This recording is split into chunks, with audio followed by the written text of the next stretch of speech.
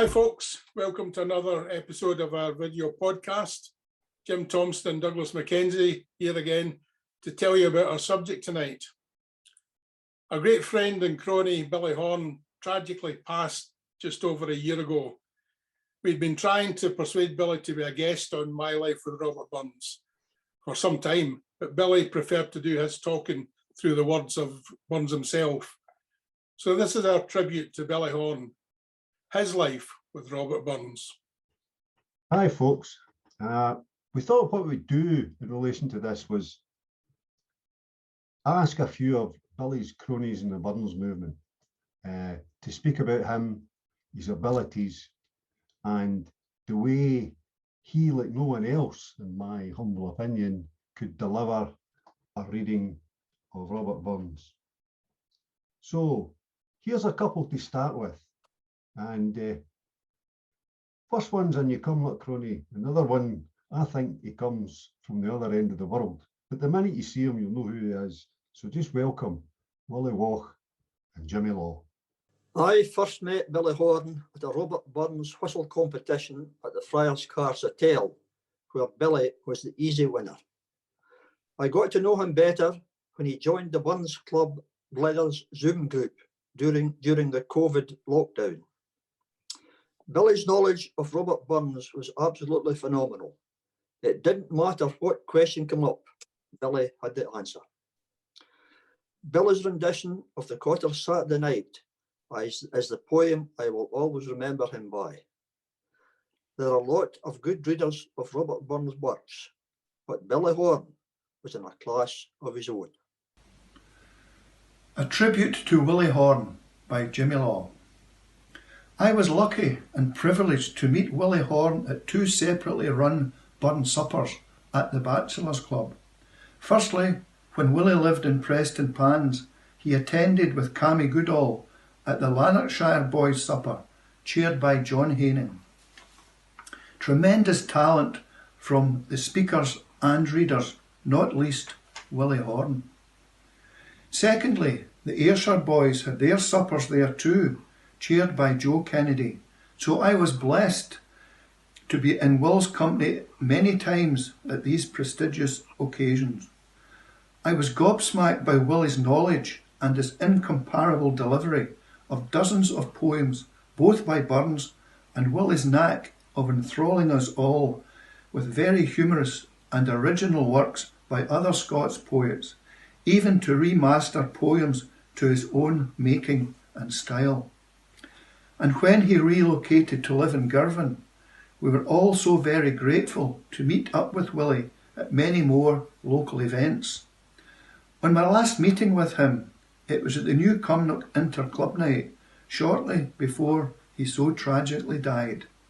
He gave us the Cotter Saturday Night, and afterwards I asked him how long it had taken him to memorise it.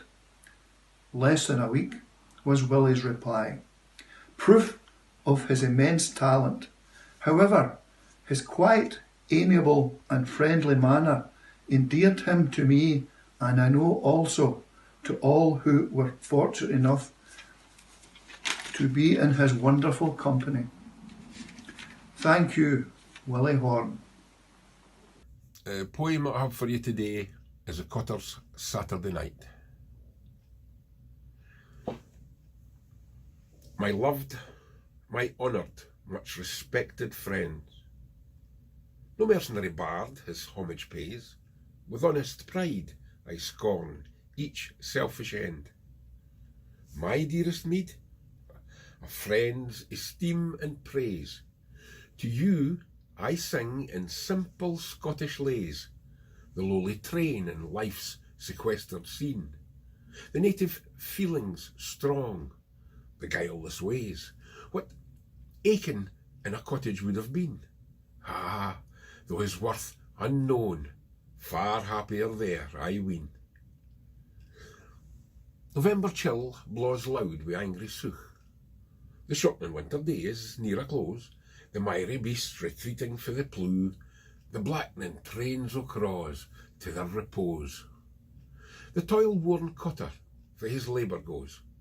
This nicht his weekly moil is at an end. collects his spades, his mattocks, and his hose, hoping the morn in ease and rest to spend, and weary, o'er the moor, his course does hameward bend. At length his lonely cot appears in view, beneath the shelter of an aged tree. The expectant wee things toddling stacker through to meet their dad, with flichtering noise and glee. His wee bit ingle, blinking bonnily, his clean hearth stain, his thrifty wifey's smile, the lisping infant prattling on his knee, does all his weary kyoch and care beguile, and makes him quite forget his labour and his toil. Belive the elder bairns come drapping in at service out amongst the farmers round. Some ca' the pleugh, some herd, some tend to run a canny earn to a neighbour toon. Their eldest hope, their Jenny, woman grown, in youthful bloom, love sparkling in her ee, comes hame, perhaps to show a braw new gown, or deposits a sair 1 penny fee to help her parents dear, if they in hardship be. With joy unfeigned, brothers and sisters meet, and each for other's welfare kindly speers. The social hours, swift-winged, unnoticed fleet. Each tells the uncles that he sees or hears, the parents partial, aye their hopeful years. Anticipation forward points the view. The mother wi' her needle and her shears, gars all clays look almost as wheels the new. The father mixes a' wi' admonition due. Your master's and your mistress's commands. The younkers all are warned to obey. And mind your labours wi' a nident hand, and ne'er, though out of sicht, to jock or play, and be sure to fear the Lord always, and mind your duty duly, morn and night, lest in temptation's path ye gang astray. Implore his counsel and assist in might. They never sought in vain that sought the Lord o'recht. But hark, a rap comes gently to the door. Jenny, who kens the meaning o' the same, tells who a neighbour lad came o'er the moor to do some errands and convoy her hame. The wily mother sees the conscious flame sparkle in Jenny's ee and flush her cheek. With heart-struck, anxious care, inquires his name, while Jenny, halflings, is afraid to speak. Weel pleased, the mother sees it's nae wild, worthless rake. With kindly welcome, Jenny brings him Ben. A strapping youth, he tacks the mother's eye. Blithe, Jenny sees the visit's no ill ta'en. The father cracks o' horses, ploughs and kye. The youngster's artless heart o'erflows with joy, but blate and laithfu scarce can weel behave. The mother, wi' a woman's wiles, can spy what makes the youth sae bashfu and sae grave. We're pleased to think her bairns respected like the lave. Oh, happy love, where love like this is found. Oh, heartfelt rapture, bliss beyond compare. I've paced much this weary mortal round, and sage experience bids me this declare. If heaven a draught of heavenly pleasure spare, one cordial in this melancholy vale, 'tis when a youthful, loving, modest pair in others' arms breathe out the tender tale beneath the milk-white thorn that scents the evening gale. Is there, in human form, that bears a heart, a wretch, a villain, lost to love and truth, that can, with studied, sly, ensnaring arts, betray sweet Jenny's unsuspecting youth? Curse on his perjured arts, dissembling, smooth. Are honour, virtue, conscience, all exiled? Is there no pity, no relenting ruth? Points to the parents fondling o'er their child, then paints the ruined maid and their distractions wild. But now the supper crowns their simple board. They hail some porridge, chief for Scotia's food. The soup their only hockey does afford that yont the Halland snugly chows her could. The dame brings forth in complimental mood to grace the lad her weel hain kebbuck fell. And after's pressed, and after cause it good. The frugal wifey garrulous will tell how 'twas a time and old sin lint was at the bell. The cheerfu' supper done, with serious face, they round the ingle form a circle wide. The sire turns over with patriarchal grace the big Haw Bible, yince his father's pride. His bonnet reverently is laid aside, his lyre taffet's wearing thin and bare. Those strains that once did sweeten Zion glide, he wails a portion with judicious care. And let us worship God, he says with solemn air. They chant their artless notes in simple guise. They tune their hearts by far the noblest aim. Perhaps Dundee's wild warbling measures rise, or plaintive martyrs worthy o' the name, or noble Elgin beats the heavenward flame, the sweetest far of Scotia's holy lays. Compared with these, Italian trills are tame. The tickled ears nae heartfelt raptures raise, nae unison he they wi' our Creator's praise. The priest-like father reads the sacred page. How Abraham was a friend of God on high, or Moses bade eternal warfare wage with Amalek's ungracious progeny, or how the royal bard did groaning lie beneath the stroke of heaven's avenging ire, or Job's pathetic plaint and wailing cry, or rapt Isaiah's wild seraphic fire, or other holy seers that tune the sacred lyre. Perhaps the Christian volume was the theme, how guiltless blood for guilty man was shed, how he who bore in heaven the second name had not on earth whereon to lay his head, how his first followers and servants sped.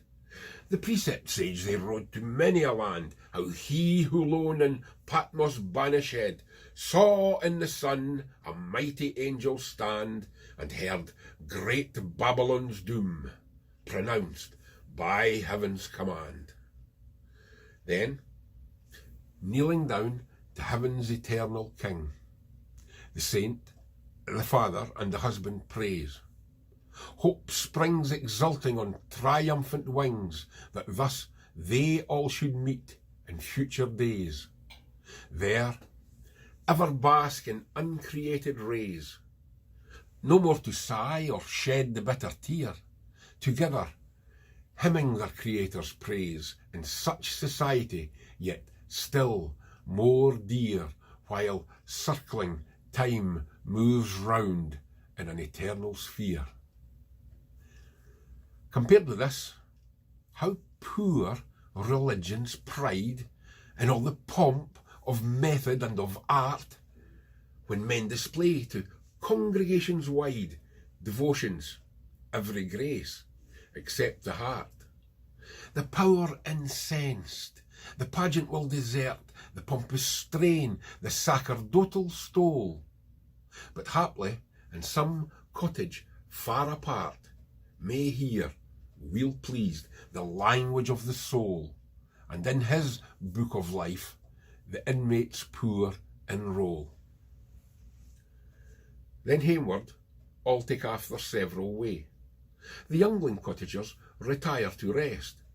The parent pair their secret homage pay, and proffer up to heaven the warm request that he who stills the raven's clamorous nest, or decks the lily fair in flowery pride, would, in the way his wisdom sees the best, for them and for their little ones provide, but chiefly in their hearts with grace divine preside.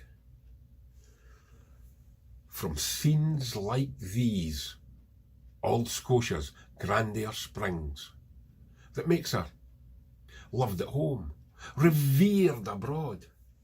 Princes and lords are but the breath of kings. An honest man's the noblest work of God, and certes in fair virtue's heavenly road, the cottage leaves the palace far behind. What is a lordling's pomp?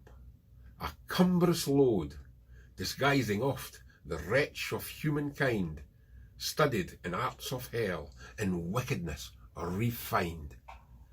O Scotia, my dear, my native soil, to whom my warmest wish to heaven is sent, long may thy hardy sons of rustic toil be blessed with health and peace and sweet content. And oh, may heaven their simple lives prevent from luxury's contagion, weak and vile. Then, howe'er crowns and coronets be rent, a virtuous populace may rise the while and stand a wall of fire around their much-loved isle. O thou, who poured the patriotic tide that streamed through Wallace's undaunted heart, who dared to, nobly, stem tyrannic pride or nobly die the second glorious part. The patriot's God, peculiarly thou art his friend, inspirer, guardian, and reward. O never, never Scotia's realm desert, but still the patriot and the patriot bard in bright succession raise her ornament and guard. Thank you.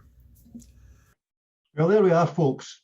The pleasure of the pudding's always neat, and I tend to think, and I've got to be honest and say that was typical of Billy, really. He's a master of his craft. He just is. And his delivery was perfect. But what makes him special in my eyes is he pays close attention to the punctuation that the bard put in the actual poem. And he never misses a comma. Wonderful, wonderful, wonderful. And to be fair to Billy in that reading, that was one of his own favourites as well. That always helps. Now, I'll ask another of our cronies, Donald McVicker, to say a word about Billy. I didn't actually know Billy Horne before the Blathers book. Although he'd been involved with the Burns World, I hadn't been involved as much, and I'd actually stopped speaking at supper, so I hadn't met him, and I didn't meet him at our first Burns supper. So it was the Burns Blathers book was our first encounter. And we got on great from the start. He was a rugby man, as you know, the same as myself. So that was us instantly having something in common. And at that time, because his kind of humility and quietness, I didn't quite pick up just how talented he was. And of course, the Blathers group, and it's credit to you, Douglas, the way it was organised and the type of people we had on it, we ended up having a great time going through all the things that we did. And it was not long before I was really impressed with his talent. And he was just, as I think an earlier person mentioned, he just got his answers right in everything he did. And his ability to recite and all these other things was just inspirational for me. I thought everyone in the group had their own talents, right? And we know we had some serious Burns people like Jim Thompson there, but I just thought this man had so much talent that he just stood out a mile. And it made me think, I'm going to have to start looking at my Burns stuff more seriously, because I couldn't tie this guy's shoelaces. Now, Jim Thompson had already inspired me a wee bit by the day that he spoke to us about Holy Willie's Fair. And I started getting into more in the analysis of it. And also listening to Billy Horne, I ended up with some of the recommendations from Jim of buying several Burns books, which I'm reading. I'm currently reading the Win the Now. So that's really how I got to know the man. It wasn't at shows, it wasn't anything like that. But my first personal meeting was quite funny, because we were talking one night, if you remember, about langoustines. And Billy was saying how he used to have them for his school meal. He'd have it in his pocket. He would go to school with langoustines for his piece. And I was saying how much I loved them. Next time, I got a wee call from him saying, I'll meet you at Q8. I've got some langoustines for you. I went down to Q8 one night and he had a 3-kilo bag of langoustines for me. This is a guy that I'd never met physically. This big bag, a big horn came out the car, he never even got out, handed it across to me. And they were wonderful. And I just thought, what a nice, kind guy he is, you know, just a decent man. And such a kind of thoughtful person. But finally, the thing that I really got to know him was when he was always talking about going to the Craig, as he called it in his East Coast accent. He was always fishing at the Craig. And I said, I'd love to see Ailsa Craig, and I've never seen it before. I'll take you out. So he took me and Davy Harvey out in the fishing boat, and he had all the fishing rods ready for me. I hadn't fished like that since I was a child. And we were outside there, and the number of times I snagged that line, and I even actually broke the tip off of one of the rods, and that big 20-stone monster just came across and quietly helped me, untying the thing for me. He says, oh, I can repair the front of that, don't worry about it. When I think of some folk would have been slapping me in the back of the head, this big patient man just quietly helped you out. He was so good that way. And I ended up having a fantastic day. And we also caught a lot of fish. And after that, he knew I was so high about it, and I was saying Margaret hadn't seen it. He said to me, look, we're going to go out again and you can bring Margaret with you. And that was the last time I seen him. Well done, Donald. Thanks very much, Donald. That was obviously quite a day you had with Billy out fishing. And you didn't say how many you caught, but I'm sure it was plenty. I first met Billy when we started the World John LePrake Speaking Championships at Muirkirk. In these days, all communication was by email, and I had no idea who Lochstyle at Yahoo was, other than he signed himself as Will Horne. I remember that well, because Hazlitt and I were sitting there rooting for everybody else apart from Will Horne. I mean, I knew Bill not well, but I knew him to speak to, and I spoke to him that day. Was that the first time you ever met him? That was the first time I'd met him. You know, I'd been in communication with him once we'd had the first email, but it was the first year of the competition that I met him. Anyway, it didn't take long for him to stamp his name on the competition, and he was the winner in the first year. The winner had the honour of coming back as a judge the following year, and also the honour of giving the LePrake Memorial reading at John LePrake's grave, and then having his name inscribed on the plaque that's in the kirkyard there. Billy offered to come back the following year, and it was great that he did, because the next year's winner, Cammy Goodall, wasn't able to attend. So Billy willingly stepped in as a substitute for Cammy, both as a judge, and he did the memorial reading for him, and that was hair-raising stuff. Here's a video of Billy doing that reading live at the kirkyard at Muirkirk. The briers and woodbines budding green, and Patrick screeching loud at een, and morning poosy, whiddin, seen, inspire my muse. This freedom on an unknown friend, I pray excuse. On fast and een, we had a rockin', to caw the crack and we voor stockin', and there was muckle fun and joking, you needn't doubt. At length, we had a hearty yokin' that sang about.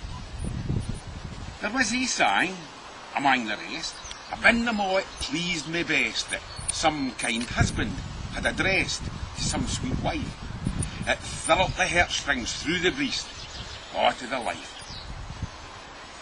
I've scarce heard aught described sae weel, what generous, manly bosoms feel. Thought I, could this be polt or steel or beaties war?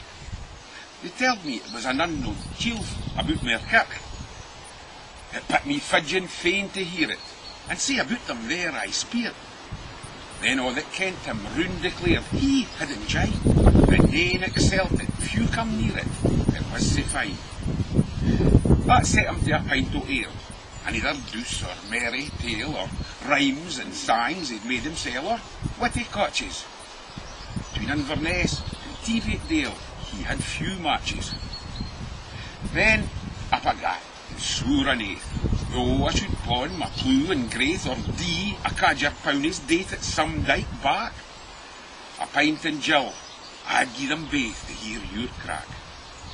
But first and foremost, I should tell, almost as sin as I could spell, aye to the crambo jingle fell, though rude and rough, yet crooning to a body's cell, is weel enough. I'm nae poet, in a sense, but just a rhymer like by chance, and hae to learning, nae pretence, yet what the matter? Whene'er my muse does on me glance, I jingle at her. Your critic folk may cock their nose and say, who can ye propose? You, who ken hardly verse frae prose, to mak a sign? But by your leaves, my learned foes, you're maybe wrang. What's all your jargon or your skills, your lot of names for horns and stills?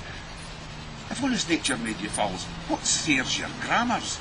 You'd better ta'en up spades and shills, or napping hammers.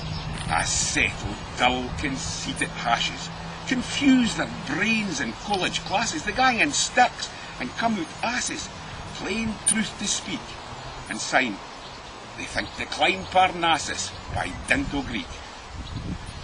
Gie me a spark o' nature's fire, that's all the learning I desire. Then do I drudge through dub and mire with clue or care. My muse, though hamely in attire, may touch the hair.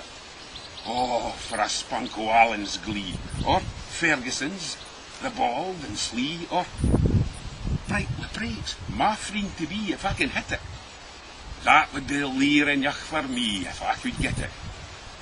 Now, sir, if you hae friends in you, and real friends, I believe, are few, yet if your catalogue be fou, I's no insist. But if you want a friend that's true, I'm on your list. I winna blow about mysel, as ill I like my thoughts to tell, but friends, and folk that wish me well, they sometimes ruse me, though I'm unknown, as many still, as far abuse me. There's a wee thought they whiles lay to me. I like the lasses, God forgie me, for money a plot with wheedle for me at dance or fair. Maybe some other thing they gie me, the wheel can spare. But Mauchline race or Mauchline fair, I should be proud to meet you there. We's gie next this church to care if we forgether, and hae a swap o' rhyming wear with yin another. The foul Jill chap, we'll gar him clatter and kissing him with reeking water. Syne, we'll sit down and talk our whitter, to cheer our hearts, and faith, we's be acquainted better before we part. Awa, ye selfish worldly race, I think with haven, sense and grace, in love and friendship should ye place to catch the plague. I dinna like to see your face, nor hear your crack. But ye whom social pleasure charms, was hurts the tide o' kindness worms, who hold your being on the terms, each aid the others. Come to my ball, come to my arms, my friends, my brothers. But, to conclude, my lang epistle, as my old pen's worn to the gristle, 12 lines for you would gar me fizzle, who am most fervent, and I can either sing or whistle, your friend and servant. Billy was very supportive of all his East Coast cronies and clubs, and it took us a while to persuade him to join in with things on the West Coast, but eventually we persuaded him to become a member of Newcomer at Burns Club and to join our Bachelors Club Performers Nights. He attended his first Newcomer at Burns supper in January 2020, just before the lockdown started. And we were overtaken by COVID and had to resort to a Zoom mechanism for meeting up with our cronies. But Billy was a great contributor to that group. He was there every Monday, Wednesday night and Friday night as we called ourselves the Burns Club Leathers, and Billy was a very active member, and we got to know him really well. He became a real crony and friend, even though some of the guys on Zoom had never actually met him in real life. Jim, you got any thoughts on Billy and your experience of getting to know the guy? I met Billy at an event in Edinburgh for the very first time in 2006. And I was sitting with a room full of extremely well-known Burnsends. In fact, I was a bit of a beginner or a novice at these types of events at the time.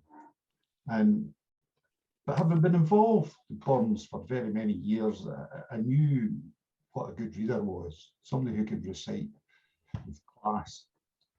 And this large fella come on that I was later introduced to, and it was Billy Horne, and he did 3 separate readings, and I just sat there with my mouth open and thought, wow. And I met Billy regularly after that at various events, right through until basically the lockdown. And then, as Douglas once said, he was in our living rooms 3 days a week, and I got to really know Billy then. I thought I knew him, but then all of a sudden, I got to know somebody absolutely wonderful to know. I was talking to his lovely wife Leslie at his funeral, and she summed him up. She says it was like living with a 20-stone 5-year-old.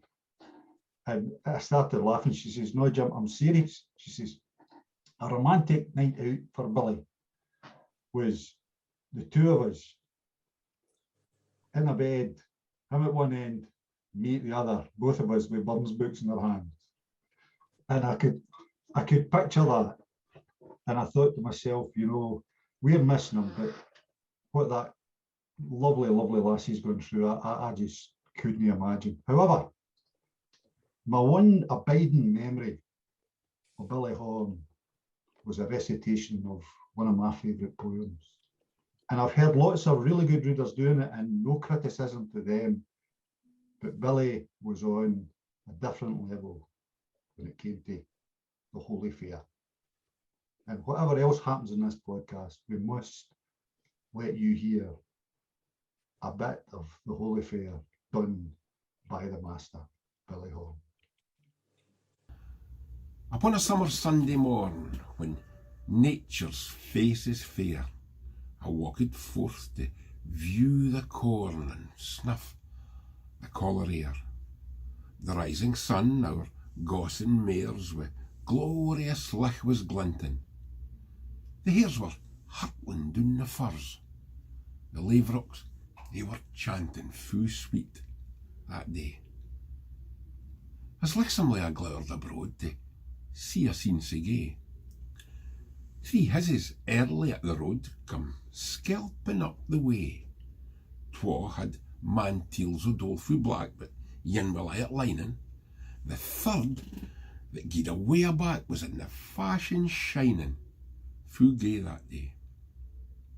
The twa appeared like sisters twin in feature, form and clays, their visage withered, lying and thin, and sure as ony slays. The third come up, hap, stepping loup, as licht as ony lammy, and wi' a kerchie loaded stoop, as soon as e'er she saw me, fu kind that day. We bunnet off. Quoth I, sweet lass, I think you seem to ken me. I'm sure I've seen that bonny face, but yet I canna name thee. Quo she, and laughing as she spak, and taks me by the horns. Ye, for my sake, I've been the feck o' all the 10 commands I screed some day. My name is Fun, your crony dear, the nearest friend ye hae. And this is superstition here, and that's hypocrisy. I'm going to Mauchlin's Holy Fair to spend an hour in Daffin. Can ye go there? Yon Runcle Bear, we'll get famous lacking at Rame this day. Quoth I, with all my heart, I'll do it. I'll get my Sunday sark on. I'll meet ye at the holy spot, faith we say fine remarking. Then I get hame at crowdy time, and sin I made me ready. For roads were clad fae side to side, with many a weary body in droves that day. Here farmers gashing riding graith gaed hodden by their cotters, their swankies, young and braw-braid claith, are springing o'er the gutters. The lasses skelping barefoot thrang with silks and scarlets glitter. Sweet milk cheese and mony a whang and farrels, bake it with butter, fu crump that day. When with the plate we set our nose, we'll heap it up with hoppins. A greedy glower black bunnet throws, and we mun draw our tuppence. Then in we go to see the show, on every side they're gathering. Some carrying dales, some chairs and stools, and some are busy blethering, rich loud that day. Here stands a shed to fend the showers, and screen our country gentry. There racer Jess and Tory Hoors are blinking at the entry. Here sits a rot o' tittling judge with even breasts and bare neck, and there, a batch o' Wabster lads, black gearding for Kilmarnock, for fun this day. Here some are thinking on their sins, and some upon their clays. Yin curse his feet that filed his shins, another sighs and prays. When this hand sits a chosen swatch with screwed up, grace-prood faces. On that, a set of chaps at watch, thrang winking on the lasses to chairs that day. Oh, happy is that man, and blessed. No wonder that it pride him, his ain dear lass that he likes best comes clinking down beside him.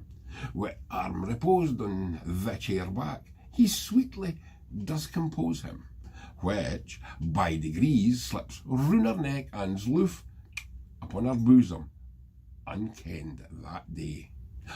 Now, all the congregation hour is silent expectation, for Moody spiels the holy door with tidings o' damnation. Should Horne, as in ancient days, my sons o' God present them, the very sicht o' Moody's face to his ain het hame had sent him with fricht that day. Hear how he clears the pints o' faith with rattling and thumping. Now meekly calm, now wild with wrath, he's stamping and he's jumping. His lengthened chin, his turned up snout, his elderly squeal and gesture. Oh, how they fire the hearts devout, like cantharidian plaisters on sick a day. But hark, the tent's changed its vice. There's peace and rest nae langer. For all the real judges rise, they canna sit for anger. Smith opens out his cold harangues on practice and on morals, and half the godly poor and thrangs to gie the jars and barrels a lift that day. What signifies his barren shine o' moral powers and reason? His English style and gesture fine are all clean out o' season, like Socrates or Antonine or some old pagan heathen. The moral man he doth define, but ne'er a word of faith in that's richt that day. In good time comes an antidote against it, budget nostrum, for Peebles frae the Waterfoot ascends the holy rostrum. See up, he's got the word o' God, and Meek and Mim has viewed it, while common sense has ta'en the road and off and up the Coogate fast that day. Wee Miller neist, the Gairdre leaves, and orthodoxy rabbles, though in his heart he weel believes and thinks it auld wife's fables. But faith, the Birkie wants a man's, so cannily he hums them, although his carnal wit and sense, like halflings wise, overcomes them times that day. Now, Button Ben, the change hoose fills with Yilcup commentators, here's crying out for bakes and gills, and there the pint stout claters, while thick and thrang and lewd and lying with logic and with scripture they raise a din that in the end is like to breed a rupture or wrath that day. Lees me on drink. It gies us mair than either school or college. It kindles wit, it wakens leer, it pines us fu on knowledge. Be it whisky Jill or penny wheep or ony stranger potion. It never fails on drinking deep to kittle a poor notion by night and day. The lads and lasses, blithely bent to mind baith soul and body, sit round the table, weel content, and steer about the toddy. When this ane's dress and that ane's luck, they're making observations, while some are cosy in the yuck and forming assignations to meet some day. But now, the Lord's ain trumpet touts till all the hills are raring, and echoes back return the shouts, Black Russell isna sparing. His piercing words like healing swords divide the giants and Mara. His talk o' hell where devils dwell, our very souls does harra wi' fricht that day. A vast, unbottomed, boundless pit, filled fu o' lowen brunstain, where raging flame and scorching heat would melt the hardest whinstane. The half asleep start up with ear and think they hear it roaring, when presently it does appear 'twas but some neighbour snoring, asleep that day. 'Twould be our lang a tale to tell, how many stories passed and how they crowded to the yill when they were all dismissed, who drink gaed round in cogs and cops among the firms and benches, and cheese and breed for women's laps was dealt about in lunches and dodds that day. In comes a gauzy gash guidwife and sits down by the fire. Syne draws her kebbuck and her knife. The lasses, they are shyer. The all good men about the grace frae side to side they bother, till someone by his bonnet lays and gies them like a tether full line that day. Way sucks for him that gets nae lass, or lasses that hae naething.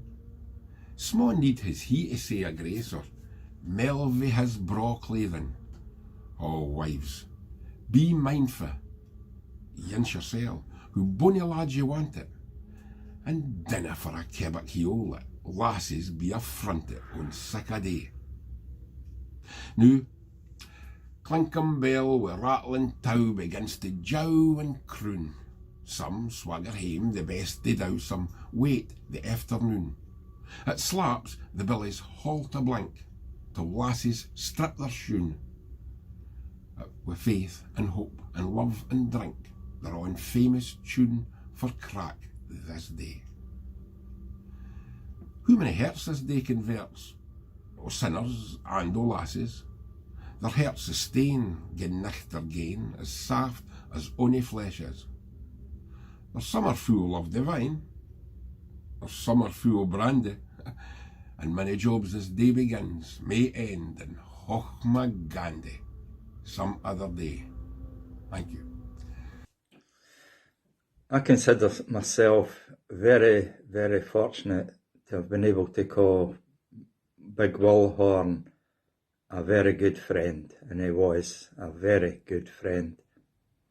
I first met Big Will at Robert Burns' recital competitions, and if you saw Big Will in the list of competitors, then you kent you weren't winning it.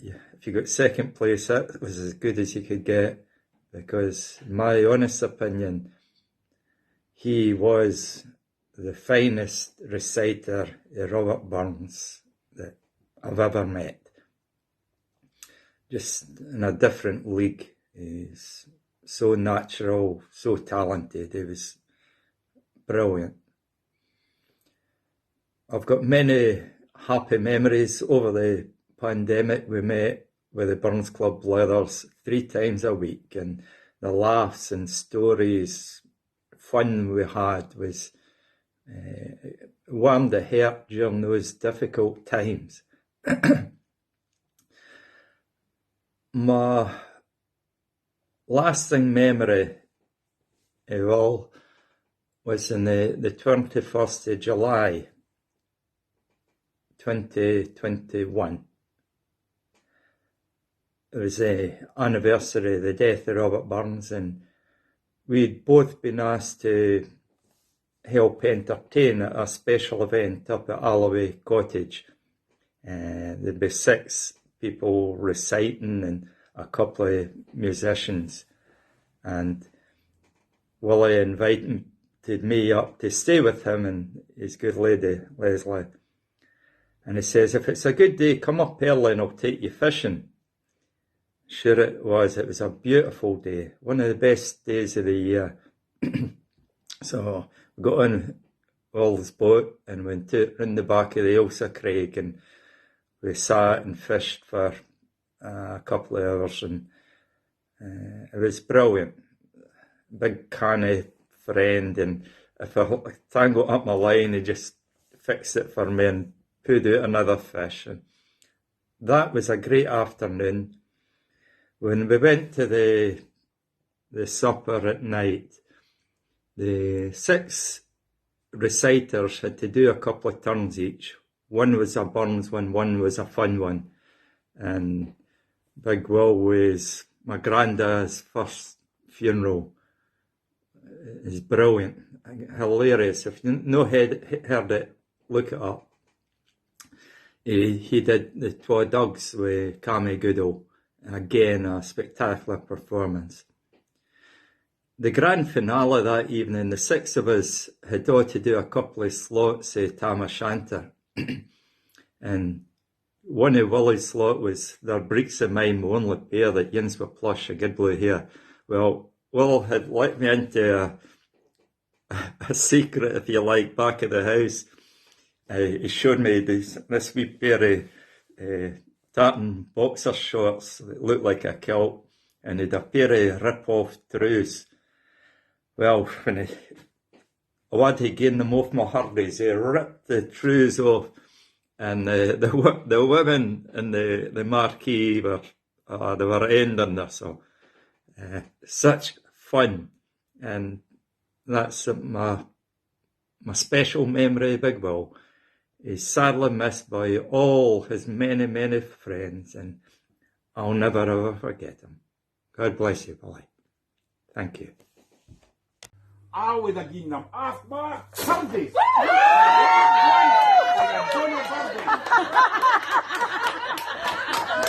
But when I'm bell down, old and droll, regular hags with spin a foe, louping it, swinging on a trummer. I wonder didn't it turn thy stomach.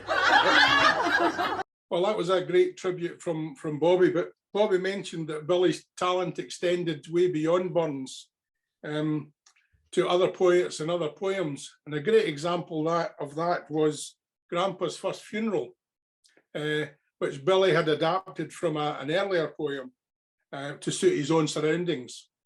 This poem originated as a story by Mike Harding, who wrote about the closing of the mills in Rochdale and things like that, and the poverty that came thereafter. So I rewrote it as a poem about Preston Pans, about when the pits shut in the late 50s and early 60s, and poverty kind of ensued. Dogs were cast out into the streets to fend for themselves. It was quite a tough time, and the reason for putting it together was we used to do gigs in care homes and things like that, and we needed something that could stimulate the audience, and we discovered that talking about people or places from their past, or not so much their childhood, but from their past, got the best reaction. Also, swearing, they liked if you added a wee bit of swearing in it, particularly the women. There's some characters in it that you need explaining if you're no for the pans or that area. Rob Story was a man that kept pigeons still in the pans yet. Preston Athletic is the local junior football club. Cotter Brun was the local bobby, and he was a terrific bobby. He would kick your arse and send you home, but very, very well respected.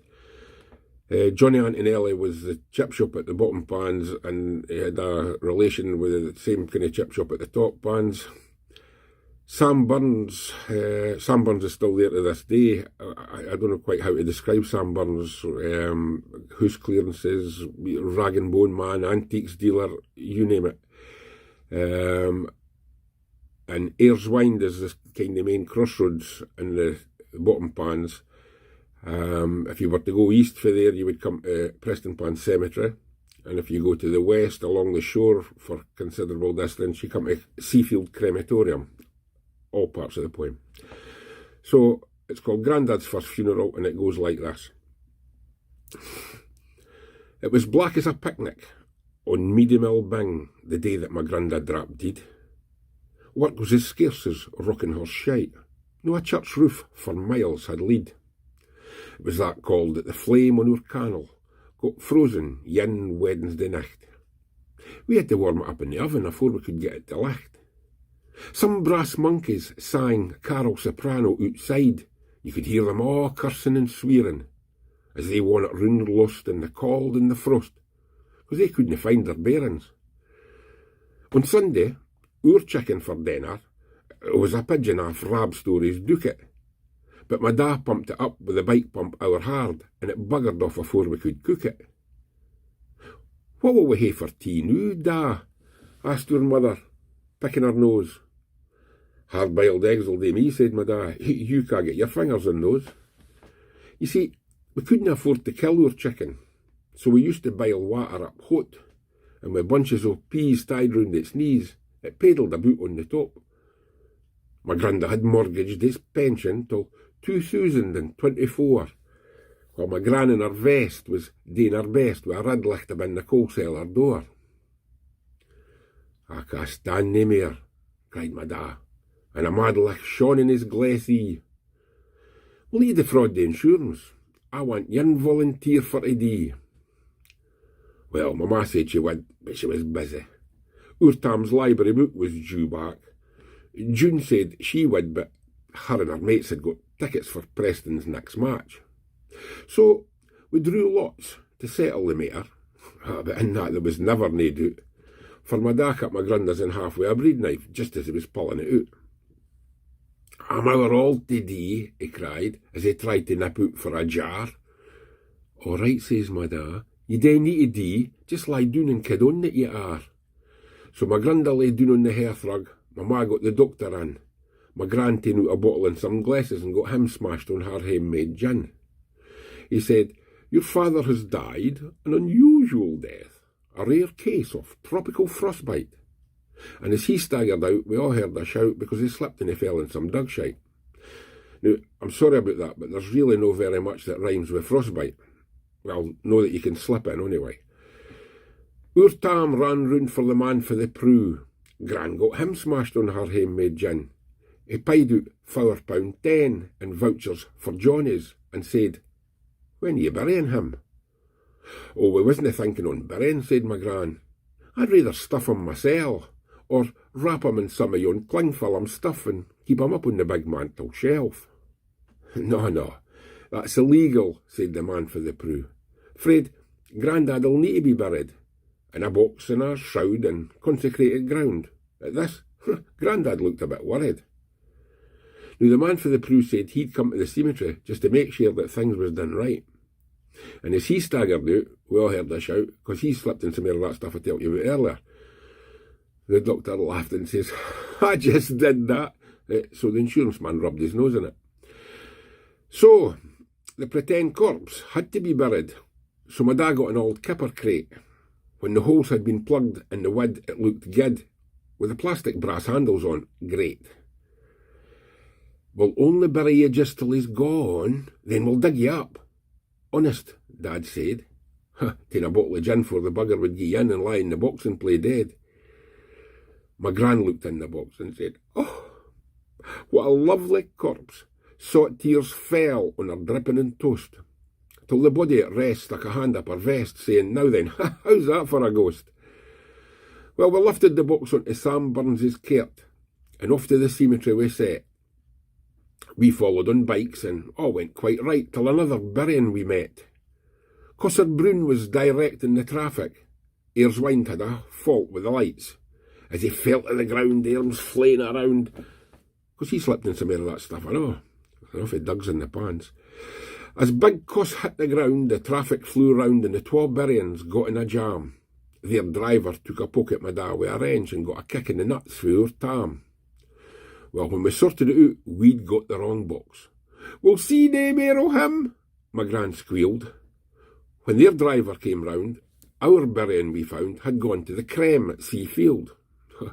Well, when we got there, the service was finished, and the organ did solemnly play, as the congregation wet hankies and sniffed, and our kipper box went on its way. The shutters were open. We could all hear the flames. "We'll see ye in heaven," June yelled, as a kipper box with its arse end on fire ran off of the conveyor belt. Out o'er the pews and out through the back door, our burning kipper box ran, and we all cheered with glee as it jumped in the sea, followed close by my dad and my mum. "It's a blessed miracle," said my gran, but the man for the prow went quite white. "Ruined!" he roared. He would have said more, but he slipped in some more of that shite. Thank you. Well, folks, it's time for another close friend of Billy Horne, and I mean a close friend. And he's another Newcomnut crony, past president of the club, and infamous all over the world. Please welcome Willie Dick. My name's William Dick. I'm a past president of Newcomnut Burns Club, and I'm a chairman of the Bachelors Performers in Durboughton. Billy Horne, a good friend and one of the Bachelors Club and a member of Newcomnut Burns Club. Not only the nicest person I've ever met, but an absolute master at reciting Burns and Scots poems. If you're ever chairing an event and Billy come in the door with a smile that would brighten up the darkest of moods and just slip into a seat, you knew you were in for a great night. The only planet was who was ever going to follow him to do a turn. Many a time at the Bachelors Club in Durboughton, Billy would get up to do a poem, and his introduction was, "Well, what would you like?" Only to be bombarded with requests, usually for two, while he was up. And that smile, while he was up, the smile that would appear over his face again and ask, "Who does that poem start again?" And before he had been told the first line, Billy had started, encapsulating the room with his presence and his ease of storytelling and reciting. He was a great friend of mine. Not only did I go to Burns with him, but I shot with him as well for the poet. Rest in peace, big man. You marked well. Well, cronies, we hope you've enjoyed our short tribute to Billy Horne. We opted to include full poems and recordings of full poems rather than just give you extracts. Billy had a huge repertoire, not only of Burns poems, but of other poets, and a lot of them are shared via YouTube. So please take them out. We've included a list of them in the next page after we finish this. And I think you would enjoy every single one of them. We thank Billy for putting so much effort into recording all of these pieces, which allowed us to tell you about his life with Robert Burns. Thank you.